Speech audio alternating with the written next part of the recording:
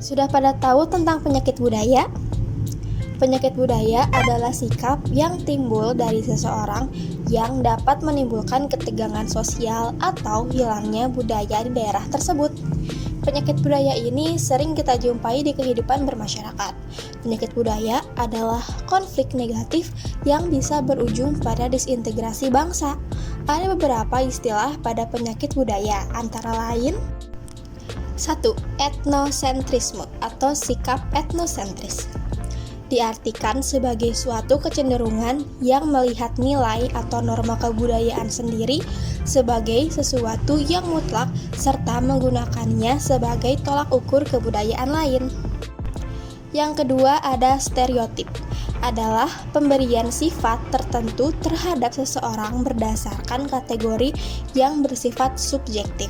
Hanya karena ia berasal dari kelompok yang lain, keyakinan ini menimbulkan penilaian yang cenderung negatif atau bahkan merendahkan kelompok lain. Ketiga ada prasangka. Pada mulanya merupakan pernyataan yang hanya didasarkan pada pengalaman dan keputusan yang tidak teruji sebelumnya.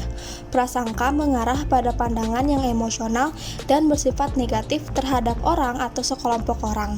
Jadi, prasangka merupakan salah satu rintangan atau hambatan dalam berkomunikasi karena orang yang berprasangka sudah bersikap curiga dan menentang pihak lain. Keempat ada rasisme, bermakna arti terhadap ras lain atau ras tertentu di luar rasnya sendiri. Rasisme dapat muncul dalam bentuk cemooh perilaku orang lain hanya karena orang itu memiliki ras yang berbeda dengan dirinya. Dan yang terakhir ada teori kambing hitam atau scapegoating, mengemukakan kalau individu tidak bisa menerima perlakuan tertentu yang adil, maka perlakuan itu dapat dipertanggungkan kepada orang lain. Berbagai perilaku penyakit budaya ini sangatlah negatif.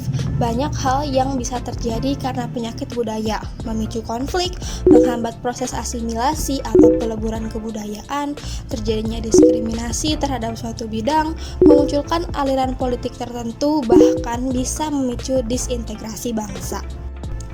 Dengan melihat dampak yang ditimbulkan dari penyakit budaya ini sangatlah buruk, maka penyakit budaya sudah sepatutnya dihilangkan. Lalu, bagaimana cara menghilangkannya? Penyakit budaya sejatinya muncul dari pemikiran seseorang individu. Oleh karena itu, untuk menghilangkan penyakit budaya ini, kita perlu berangkat kepada akarnya, yakni individu. Bisa dengan cara pemberian pendidikan multikultural kepada tiap-tiap individu. Mengapa harus pendidikan multikultural? Pendidikan multikultural sudah mencakup banyak sekali aspek yang dibutuhkan mengenai upaya penghapusan sikap penyakit budaya ini. Aspek yang dibutuhkan tersebut berupa sikap toleransi, sikap saling menghargai, wawasan mengenai banyaknya perbedaan dalam kehidupan bermasyarakat, dan juga aspek dalam pemecahan masalah. Oleh karena itu, pendidikan multikultural sangat berperan besar dalam upaya penghapusan berbagai sikap penyakit budaya. Jadi, mari kita tingkatkan pemahaman mengenai pendidikan multikultural agar penyakit budaya tidak terjadi lagi.